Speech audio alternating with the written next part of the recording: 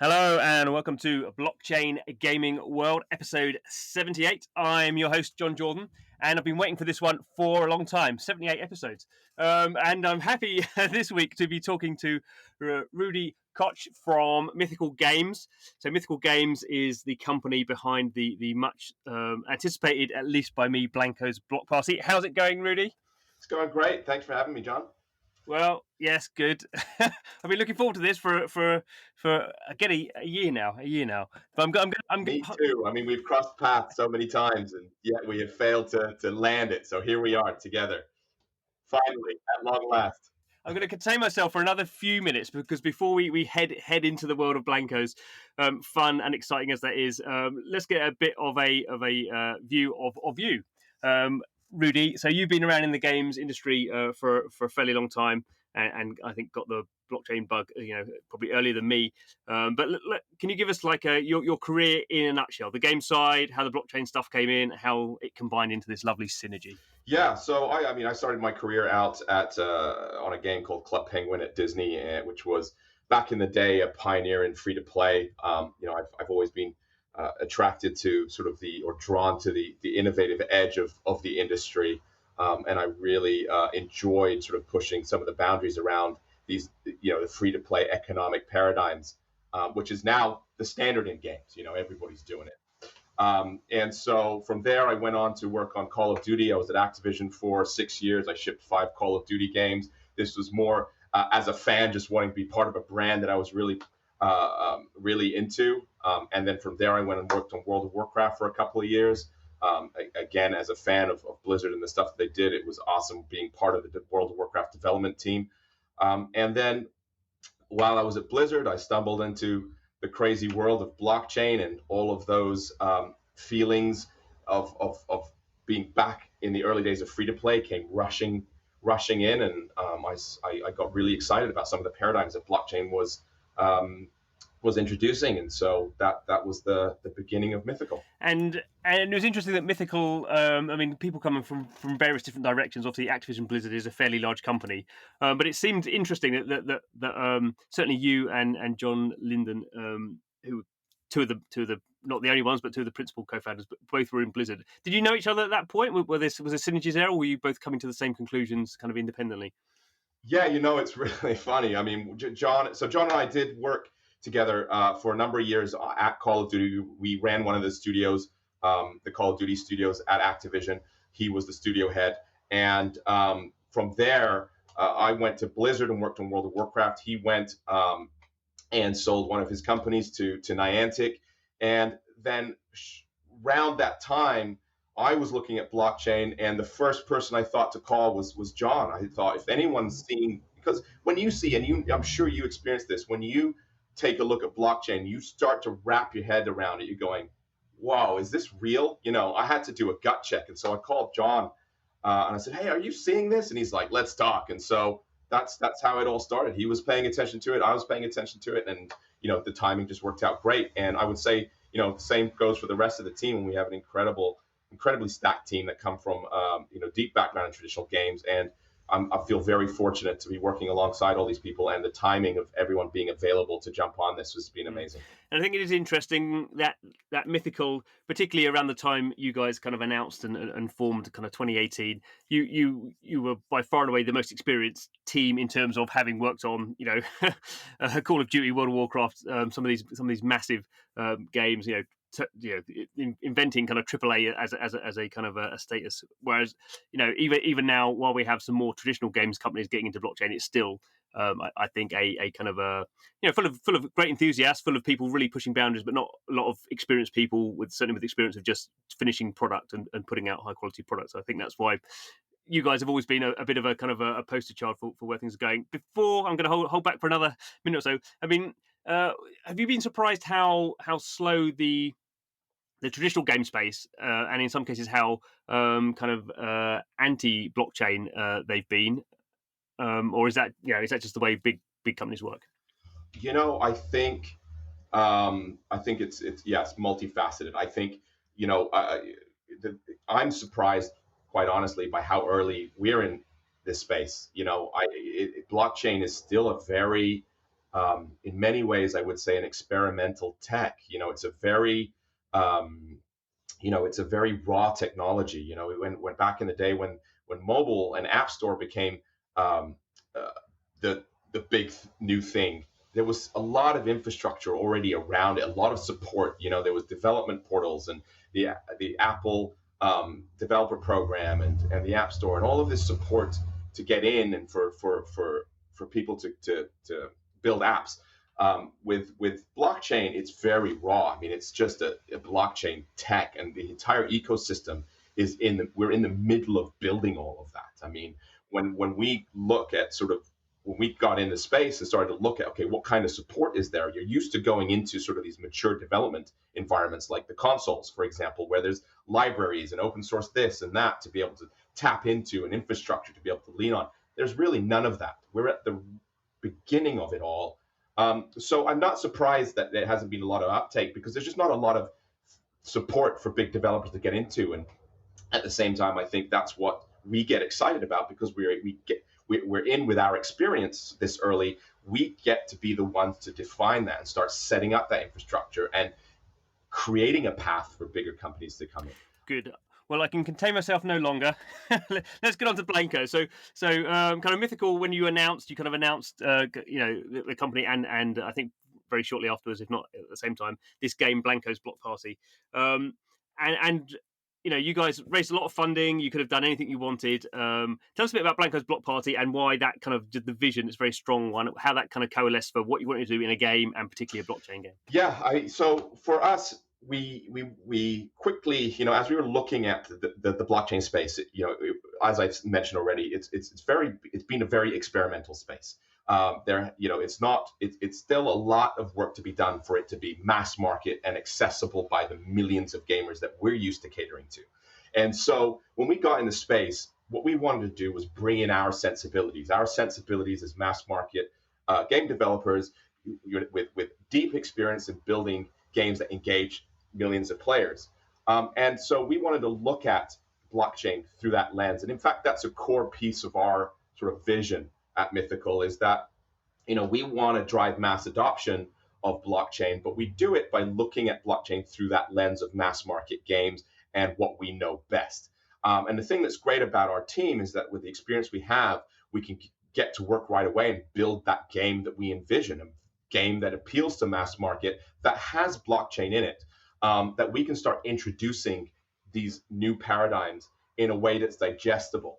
And Blankos was inspired by the vinyl toy industry.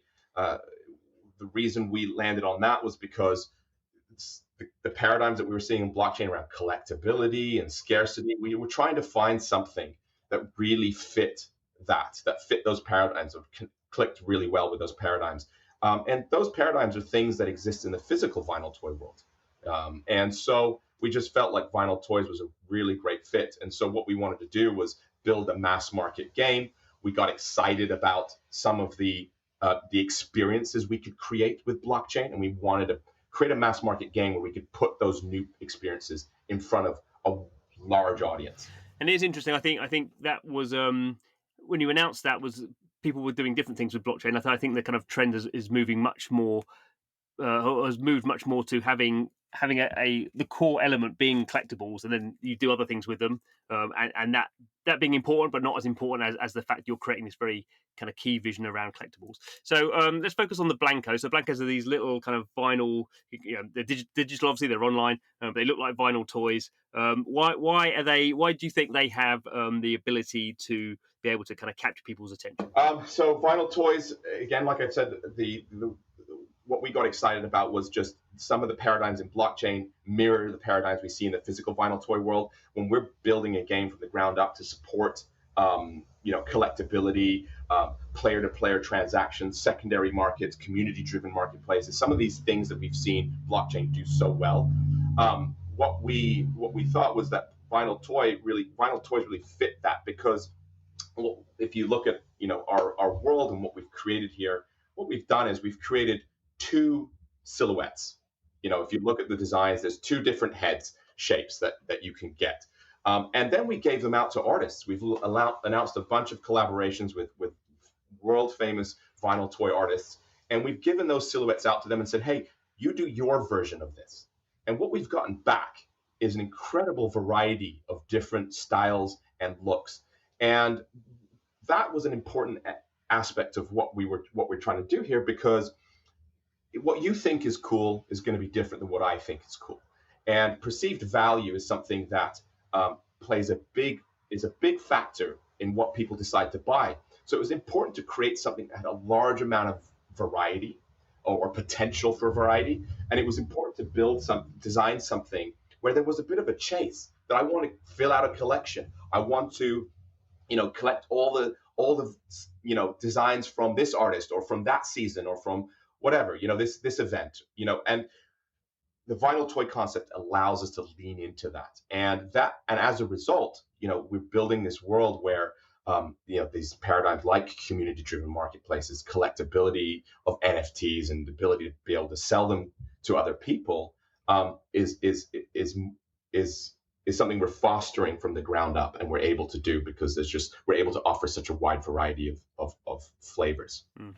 Now, I am no expert, and when I say that, I am no expert in vinyl toys, and and thus have no idea who any of the artists are who are designing your toys. They have designed brilliant designs, so I can kind of see the ones that I might be more interested in than others. But I think you are keeping a lot of your powder dry on this. So you're not just looking at vinyl toy designers, is that right? In the long term, I don't know how much you can say around this sort of thing. I mean, we're starting out with vinyl toy designers.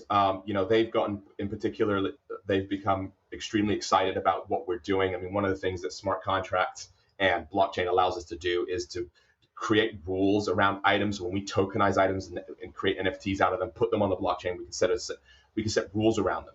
And some of those rules could be, hey, every time this artist's Blanko is sold, make sure the artist gets a cut, right? And that's really cool, because if you think as an artist, you're going to sell something, you sell it and you make your money in the physical world, you make your money, then that person who bought it, the value might go up and they might resell it, but you as the artist never see any upside to that.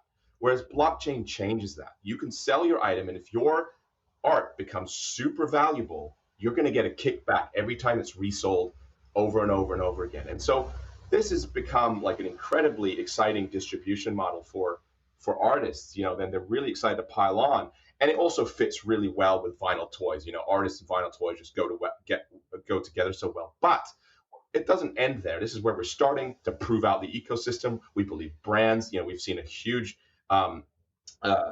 positive response from brands who want to participate in this type of economy, and who knows, down the road, we could be laying down the foundation to potentially open it up to players as well. We think players are much more sophisticated today than certainly when I was young. And so, giving them the tools to be able to participate too, I think is really exciting. But we're not, we have no plans to do that in the near future, but it's just something that we get excited about thinking about down the road. Yeah, I mean, it seems to make sense. And I guess going back to kind of trends, it's kind of interesting that another kind of blockchain kind of project, I suppose, user generated kind of content that's been around for a long time is the Sandbox, kind of ending up its launching. I mean, when these things actually launch, but kind of roughly on the same time frame as you guys. And it's interesting because they've taken it's a very different game in the sense that they're having bits of land that you own, so it's a bit more like a metaverse type or hard metaverse, I suppose, and people owning bits of land and then people building things in there, but they're again very focused on IP, and they've just done a deal which seems odd with the Care Bears. I don't know whether you have Care Bear Blankos. I suppose obviously technically, I don't know whether it would fit right quite in the edgy nature of it, but we've seen like Dr. Zeus doing a deal with Dapper Labs to do Dr. Zeus stuff, and I think it's been quite surprising recently how open brand you wouldn't think Care Bears are going to be innovating in the blockchain space, but there they are. So I think, yeah, I have not heard that brand for many years. Yeah, watching them at home on Sunday when I was a kid. Absolutely. So we've kind of started to talk a bit about these kind of Blankos, and we can kind of get an idea. There's going to be these scarce individual kind of items. I mean, only so many of certain ones of them is going to be the kind of collectible element. But we haven't talked about the kind of game side of it. So how do you have this kind of very strong vision of a strong kind of visual look of these characters. What game worlds do they live in? So we've said it's user generated content, but the user generated content is a big is a broad spectrum. So where do you sit in terms of the Minecraft, Roblox, Yeah. Little Big Planet? Um, so we what we wanted to do was imagine what would a world of vinyl toys look like. That's really and that's a fun space to create in. I mean, our imaginations ran wild there, and we've created this incredible world. It's an open world multiplayer game. You run around the world seeing other players and the cool NFTs that they've collected and the Blankos that they've and accessories that they've collected. And then there's three pillars to the game. The first one is being able to play mini games. So shooters, racers, collectors. Game modes is something that we've announced already. And you can play against your friends. You can play against the community, get together and compete. The second pillar is build mode. So players will have the ability to build custom levels and do all kinds of crazy mashups, like put a shooter and a racer together, so you have to race to a finish line, but you can also shoot each other, or collect and shoot and collect or put all three together. And games as a platform is a big trend in games right now.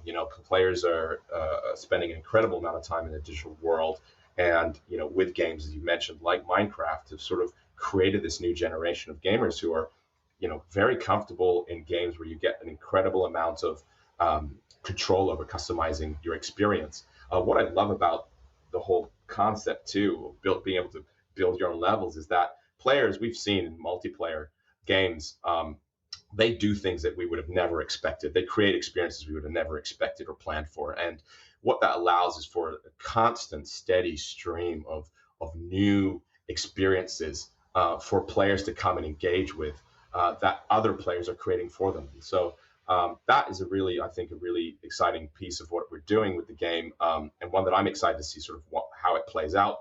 And then the third pillar, most important probably to blockchain, is the collectability piece, and that is everything that you acquire and earn in game is going to be tokenized on the blockchain, so we can facilitate really interesting economies around it.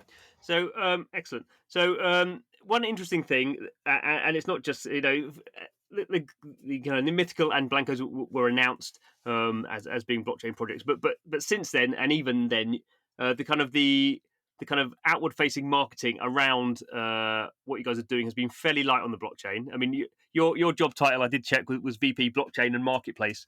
So at least someone there has blockchain in their job title, because I know John very rarely talks about blockchain even when he's giving talks at blockchain conferences.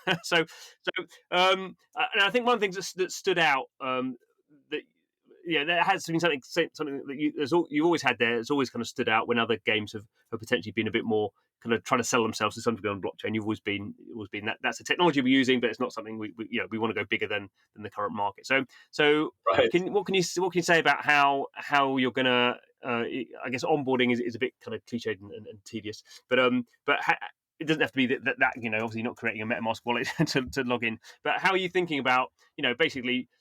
Some people in the blockchain space are going to go, wow, this is going to be amazing. This is going to be blockchain. I'm going to own these things. A few Yeah. thousand of us, you're off after a few 100,000 to 1 million. So, how are you going to bridge that kind of divide where people are going to go, this is really cool. This stuff looks amazing, but also there is this blockchain thing which is underpinning the whole game. So, I guess if they want to know about it, you want to kind of take them through the steps, but equally you don't want to kind of bash them over the head with here's your 12 word phrase you have to remember, or you lose all your stuff. There's a couple of parts to that question. I mean, first and foremost, we get excited about the types of experiences that we can create with blockchain, and that's what we want to talk about. That's why we talk about the experiences more than technology. It would be, like, you go to talk about the Call of Duty multiplayer experience and how great it is, and all you do is talk about AWS. The mass market gamers are probably going to tune you out. So what we have to do is first build a game that mass market gamers are going to have fun with, and then we're going to have, and then what we want to do is talk about those experiences, talk about those new paradigms that we're introducing, the things that you can do, rather than the underlying technology. I'll also say that blockchain, as I've already mentioned, is quite raw, even still today. Some of the paradigms that you've mentioned, like gas fees and private keys and wallets and all these things, are very, very you know unusual and quite complex. Can be quite complex, and so games aren't an essential service. People don't have to play them. They play them because they're entertained, they have fun, and they get to experience something with their friends. And so, if we're not nailing that part, and we're not keeping that in mind, then the technology under the hood doesn't really matter, because technology is not going to make your game better by itself. The game has to have legs on its own. And again, that's where we come from. That's where Jamie, John, and I come from, and the rest of the team. We come from that traditional mass market game experience, and so our strength is, let's build experiences that players can get excited about. And then like you said, then we can start introducing them to these new concepts. Now, I say new concepts, but some of them aren't actually new for games. Like, I know the idea of buying and selling items and NFTs is something that's been like the focal point for blockchain, but that's not a new paradigm for games. People have been buying and selling digital items for decades. As far as the 90s, I was grinding out items in my favorite game and going and selling them for real money to other players.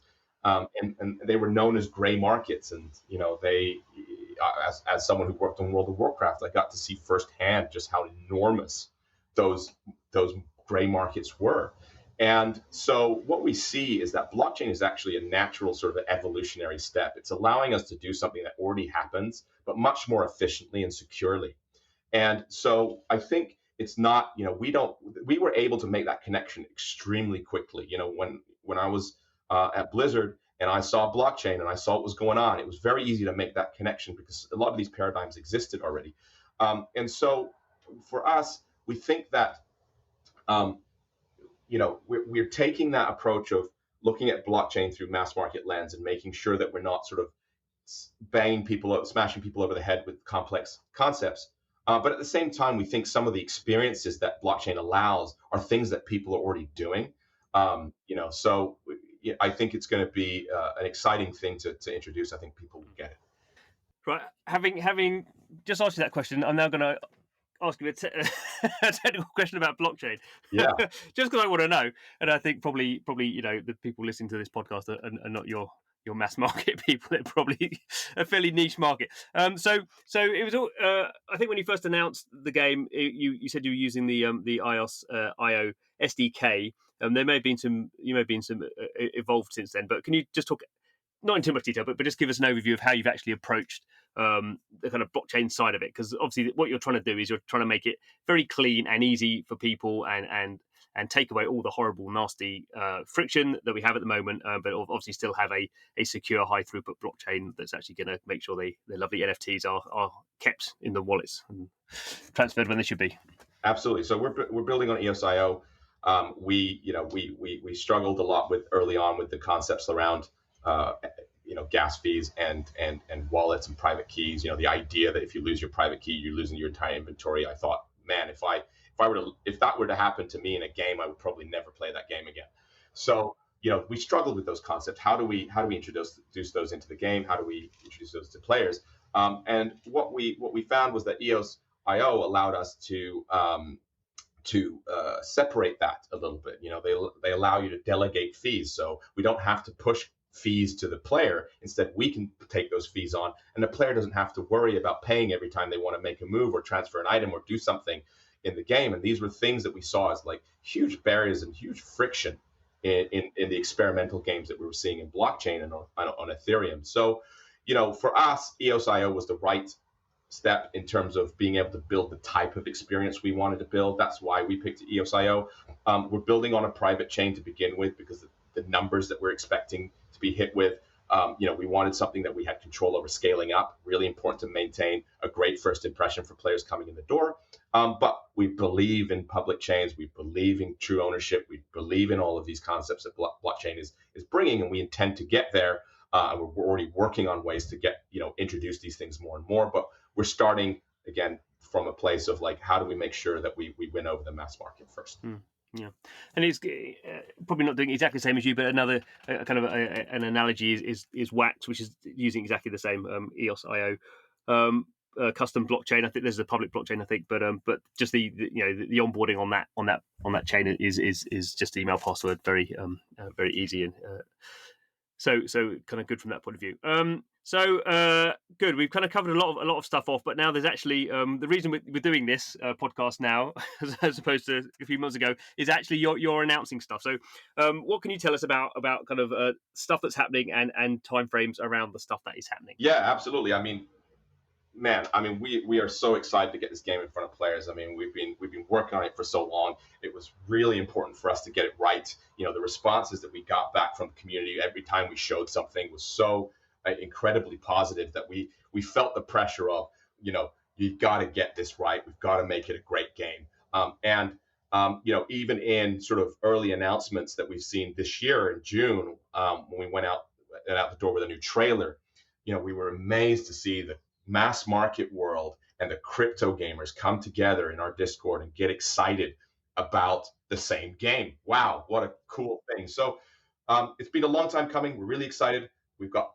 But we're right around the corner from beta. We're about to announce our beta. And next month, ahead of the beta, we're going to be launching founders packs for people to start building their NFT collection, start collecting items that they can then play in the beta. So it's coming. We're really excited. So that is October. We're just at the end of September now. Can you give any more detail about the founders packs? Will it be the kind of stuff we've seen, the kind of the designs we've seen out there, or will there be new stuff as well? Yeah, we haven't released any detail on the specifics, but it's going to, you know, the founders packs will have a bunch of Blankos and assets and things that you would need to get started and play the game. You know, you've seen in our trailers the type of art and assets and artists that we've announced and shown, and so we're making sure there's a bunch of, you know, really compelling, exciting founder packs full of cool stuff that people will want to collect. And in terms of the beta, this will be an open beta, is it? Is that correct? Or how are you? There's obviously different ways of chopping up betas. To begin with, it's going to be founders packs going to get you into the beta. And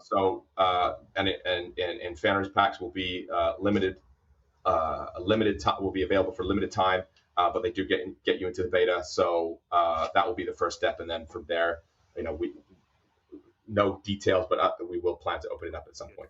Okay, and I should just point out in our remaining time, and you've also been kind of quite open about this, that you think Mythical is a platform company. So although this is your first game, and I think you have also publicly said you have at least one other title in development, that the kind of vision is actually bigger than one single game, and I guess the idea is the kind of technology you're building. It's not just the chain. You've had to build your own, effectively your whole own NFT standard for the whole of EOS, and I guess as we move to a kind of more fragment, or not more, as we move to a more kind of multi-chain or kind of a parachain type future, lots of interesting stuff will happen there. But I mean, how quickly do you think that kind of future can happen, and these kind of building blocks that you know companies like you have been struggling with over the last few years? Yeah, I mean, can accelerate that change. Is that going to be another 5 years, another 10 years, or can it be quicker than that? No, I think it's going to be a lot quicker. I mean, you know, when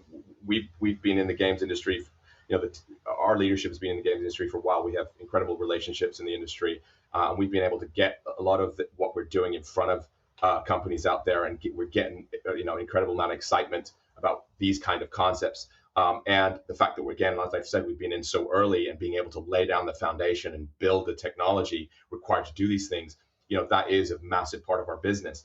And, you know, the beauty of it is that we get to build the first game to prove out the concept and show the world what is possible, and a mass market game at that, not just a prototype or an experiment, but a mass market game that's going to be on PC, and we're announcing a console soon as well, you know. So we're showing how it's being done, and then we're using this Blankos as a real world use case to actually build technology that is meaningful and based around these commercial large scale use cases. You mentioned NFT standard. DGoods is our NFT standard, and it's a great example of that, where we created a standard that's specifically designed for mass market games, for the types of games that and developers that we're talking to.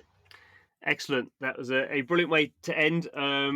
It's been as we've said, a long wait. It's been a long wait for everyone in blockchain. But I do kind of think, and I think this year has kind of proved, not particularly in the game space necessarily, but in other spaces that we all kind of see where the vision in blockchain is going to be. I think, I've always said I can't see how it won't be in all these games in 10 years' time. I can't say when it's going to happen, but I think when it does happen, it is that you can't tell how long the fuse is, but when the spark gets to the gunpowder, it goes pretty fast.